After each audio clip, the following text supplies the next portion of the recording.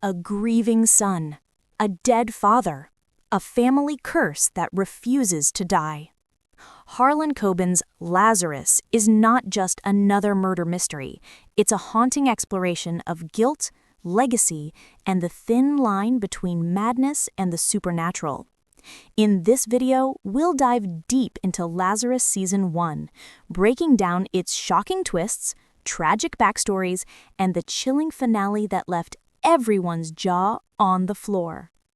So grab your coffee, because this is one story where the dead refuse to stay silent. The series opens with the death of renowned psychotherapist Dr. Jonathan Lazarus, played by the legendary Bill Nye. His sudden suicide shocks everyone, especially his son, Joel Lazarus, portrayed brilliantly by Sam Claflin, who brings a fragile mix of grief and obsession to the role. At first, it seems like a tragic case of depression, but then, strange things begin to happen. Joel starts hearing whispers in the night, seeing flickers of movement in his father's old office, and catching glimpses of people who shouldn't exist. When he steps inside his father's study, the heart of the Lazarus family secrets, the air seems thick with presence. Files, cassette tapes, and case notes line the shelves. The ghosts of Dr. Lazarus's patients seem to linger, whispering fragments of their own tragedies. And soon, Joel realizes they might not just be in his head. Joel starts having vivid, almost cinematic hallucinations, conversations with his father's former patients, Cassandra, a woman who once killed her abusive boyfriend, Harry, a troubled boy haunted by trauma, and Imogen, a mysterious woman who may have been more than just a patient, possibly Jonathan's secret lover. Each of these spectral encounters feels real. They appear before him, speaking in riddles, confessing sins, and hinting that their deaths weren't what they seemed. At first, Joel believes he's going insane, but when these visions start revealing details that match unsolved murders, he starts to wonder, could these ghosts be leading him to the truth? Joel digs into his father's past, discovering a disturbing pattern. Many of Jonathan's patients died under mysterious circumstances. Their cases were labeled suicides or accidents, but the deeper Joel digs, the more it looks like something darker was going on. The camera work reflects his mental decay. Hazy, dreamlike shots blur the edges of reality, as if the past is bleeding into the present. Every step Joel takes into his father's world feels like walking into quicksand. But here's where Lazarus becomes more than a standard crime thriller. It's a psychological descent, a story about inherited trauma and the sins we can't escape. Because as Joel begins connecting the dots, he realizes his father wasn't just hiding secrets, he was the secret. In one of the series' most jaw-dropping twists, it's revealed that Dr. Jonathan Lazarus was actually a serial killer. Yes, the beloved therapist, the man trusted to heal others, was playing judge, jury, and executioner. After his daughter Sutton was brutally murdered 25 years ago, something inside Jonathan broke. His grief curdled into a god complex. He began killing his own patients, people he deemed too broken to save. Cassandra, Harry, Imogen, all victims of Jonathan's twisted mercy. He believed he was setting them free and saving others from the harm they might cause. Each murder was carefully staged.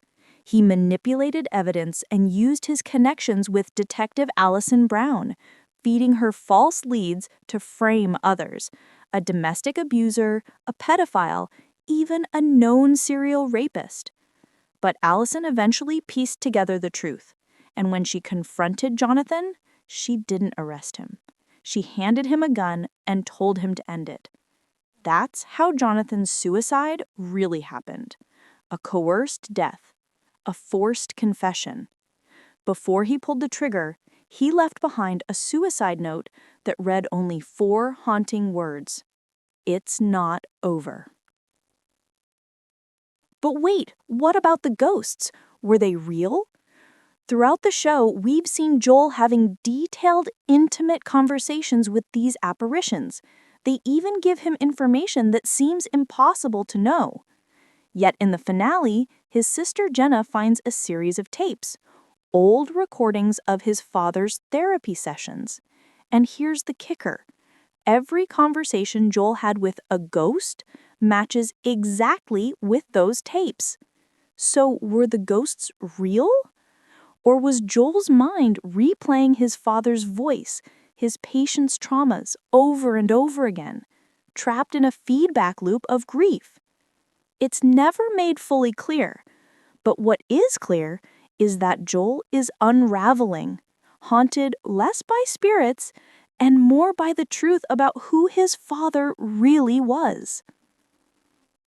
Parallel to his father's mystery, Joel also revisits the cold case that started it all, the murder of his twin sister, Sutton. After years of blaming the wrong man, Joel finally learns the horrifying truth. Sutton's killer was Sam Olsen, a schoolmate obsessed with her. On the night of her death, Olsen broke into her room, something he'd done before. And when Sutton caught him, she fought back. He panicked and killed her. It's a brutal revelation that destroys Joel's illusions and explains his father's collapse. Sutton's death didn't just fracture the family, it created a curse, a generational scar that never healed. Remember Jonathan's suicide note? The one that said, "It's not over"? Joel eventually realizes that the strange drawing beside it, a three-legged shape, wasn't a stool. It was a dolmen, an ancient stone tomb, a bridge between life and death. During one final vision, Jonathan tells Joel, "Time isn't linear, son. It's cyclical. Sons become their fathers. It's in our blood." Joel rejects this. He wants to break free, to stop the cycle of madness that's consumed the Lazarus men. But fate, as always, has one more twist. In the final, heart-stopping scene, Joel walks into the home of his new lover, Laura. The lights flicker. The house is eerily silent. And there, standing in the doorway, is Aidan, Joel's teenage son, holding a bloodied sickle, the same weapon used to kill Margot, Jonathan's assistant. Aidan looks up at his father with cold, glassy eyes and mutters, "I'm sorry, Dad." Joel freezes. The color drains from his face. In that moment, the words of his father echo in his mind. "It's in our blood." And as the camera slowly zooms in on Joel's horrified expression, the screen fades to black. Roll credits. That final moment is the perfect encapsulation of what Lazarus is really about. It's not just a story of ghosts or murder, it's about inheritance, about how trauma, violence, and guilt pass from one generation to the next like a disease. Jonathan killed to protect others. Joel searched for truth, but nearly lost his mind. And now Aidan has become the monster his family has always feared. The question that lingers long after the screen goes dark is this: can Joel break the cycle, or is the Lazarus curse destined to continue? Harlan Coben's Lazarus Season 1 delivers a slow-burn thriller wrapped in supernatural dread and psychological horror. It's part murder mystery, part ghost story, and part family tragedy, with performances that make you question every truth and memory.